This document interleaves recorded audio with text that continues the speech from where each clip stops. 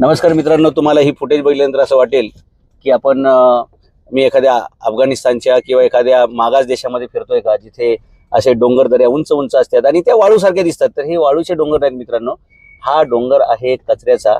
आणि गेले 36 वर्षापासून पिंपरी चिंचवड महानगरपालिका क्षेत्रात जे काही कचरा निर्माण होतो तो फक्त गोळा करायचा आणि इकडे आणून टाकायचा, असं गेल्या 36 वर्षामध्ये इथे कचरा जो गोळा झालेला आहे त्याचे हे डोंगर आहेत मित्रांनो. आणि या कचऱ्यामुळे या शहराची आज परिस्थिती अशी आहे की प्रदूषणामध्ये महाराष्ट्रामध्ये एक नंबरचं शहर म्हणजे ही अभिमानाची नाही, लाजिरवाणी गोष्ट बरं का, एक नंबरचं शहर म्हणजे पिंपरी चिंचवड शहर झालेलं आहे. त्यामुळे कचऱ्याचं व्यवस्थापन हे एक मोठं चॅलेंज या शहरासमोर आहे. नागरिकांचं आयुष्य जे 20 वर्षांनी कमी होतंय त्याच्यामध्ये याचा एक खूप मोठा वाटा आहे, रोल आहे. आणि त्याच्यामुळे हे शहर कचरा मुक्त झालं पाहिजे याच्यासाठी आमचा प्रयत्न आहे. आणि सनई छत्रपती शासन पक्षाच्या वतीनं पुस्तक चिन्हावर जे काही उमेदवार उभे आहेत सगळे, त्या सर्वांना आमची सूचना आणि आदेश असाच आहे की या शहरातील पहिलं कचऱ्याचं विल्हेवाट नीट लावली पाहिजे. कचऱ्यातून आम्ही दाखवलं तुम्हाला, सिंगापूरमध्ये सोनं निर्माण केलं जातं, त्यातून एनर्जी निर्माण केली जाते. आपल्याकडे मात्र कचऱ्यातून फक्त बिलं निर्माण केली जातात. आणि तुम्ही बघू शकता की एवढा मोठा बलाढ्य असा हा डोंगर उभा राहिलेला आहे.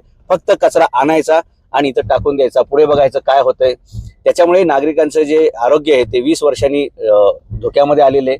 त्यामुळे सर्वच पक्षांनी आपले बाकीचे मतभेद बाजूला ठेवून, म्हणजे जात धर्म किंवा नागरिकांनी सुद्धा जात धर्म भाषा प्रांत हे बाजूला ठेवून हा खूप मोठा विषय आहे, याच्यावरती काम करायला पाहिजे. आणि इकडे एवढ्या लांब मेहनत करायला याचं कारण म्हणजे गेल्या महिन्यामध्ये केंद्रीय प्रदूषण नियंत्रण महामंडळाने इथे जे प्रोजेक्ट महापालिकेचे भ्रष्ट अधिकारी चालवतात त्यांनाच नोटीस दिलेली आहे की तुमचं प्रोजेक्टच प्रदूषण पसरवत आहे.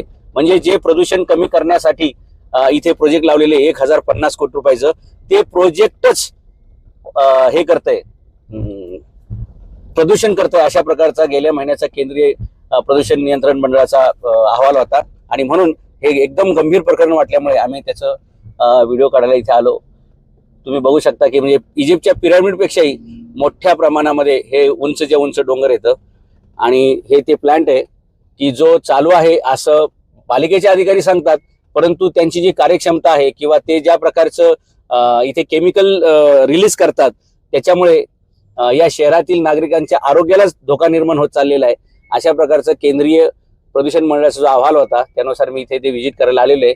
आणि नागरिकांचे जे आरोग्य आहे त्याच्यामध्ये ह्या कचऱ्याचा खूप मोठा रोल आहे खराब करण्यामध्ये, आरोग्य खराब करण्यामध्ये. त्याच्यामुळे पालिकेने खूप गांभीर्याने याच्यावरती पावलं उचलली पाहिजेत असं माझं मत आहे. तुम्हाला असं की मी पिरामिडच्या बाजूने चाललोय किंवा एखाद्या मोठ्या डोंगर रांगेच्या, मित्रांनो हा डोंगर नाही, हा कचऱ्याचा डोंगर आहे. आणि कदाचित जगातील